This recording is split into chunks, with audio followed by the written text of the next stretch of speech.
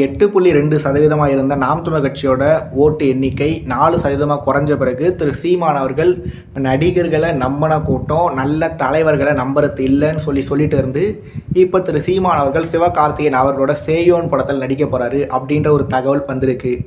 இந்த தகவல் உண்மையா இல்லை பொய்யா? திரு சீமான் அவர்கள் சேயோன் படத்தில் நடிப்பாரா நடிக்க மாட்டாரான்றதெல்லாம் கத்திரியா முத்தனா கண்டிப்பாக கடத்தருக்கு வரதான் போகுது.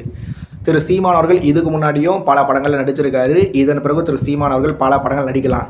ஏன்னா அவர் ஒரு அரசியல் கட்சி தலைவராக இருக்கார். அவர் சொன்ன மாதிரி அவருக்கும் ஒரு சில தேவைகள் இருக்குது. அவரை ஏற்கனவே திரள் நிதி திருடர்னு சொல்லி ஒரு குற்றச்சாட்டை முன் வச்சுட்ருக்காங்க.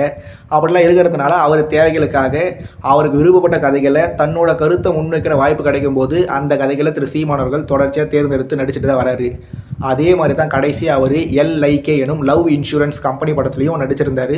அந்த படத்துலையும் அவர் தரையில் என்ன அரசியல் பேசுகிறாரோ அதே அரசியலை திரையிலையும் பேசியிருந்தார்.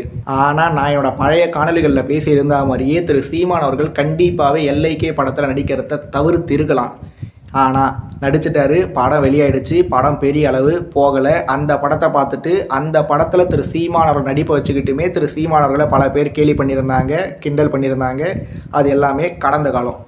இப்போ திரு சீமான் அவர்கள் சேயோன் படத்தில் நடிக்க போகிறாரு. சீமான், சிவகார்த்திகேயன், சேயோன், முப்பாட்டன் முருகன் அப்படின்னு சொல்லி பல விஷயங்கள் திரு சீமானோட கொள்கையோட திரு சீமானோட சித்தாந்தத்தோட இந்த படத்தோட கதைக்களம் பொருந்தி போனாலும் போகலாம், என்ன வேணால் நடக்கலாம். அதே மாதிரியே இந்த படத்தோட இயக்குனர் இதுக்கு முன்னாடி இயக்கியிருந்த படம் என்ன, தாய் கிழவி.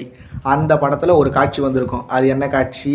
அந்த படத்தில் நடிச்சிருந்த ராதிகா இந்த கட்சியோட ஆதரவாளர், அருள்தாஸ் இந்த கட்சி, சிங்கம்புலி இந்த கட்சி, முனிஷ்காந்த் வேற கட்சி, நம்ம பாலசரவணன் அவர் அந்த கட்சின்னு சொல்லி பல பேரை ஒரு கட்சியாக சொல்லிகிட்டே ரைச்சல் ரெபக்காவை இந்த கட்சி அப்படின்னு சொல்லுவாங்க. அந்த கட்சி தான் நாம் தமிழர் கட்சி.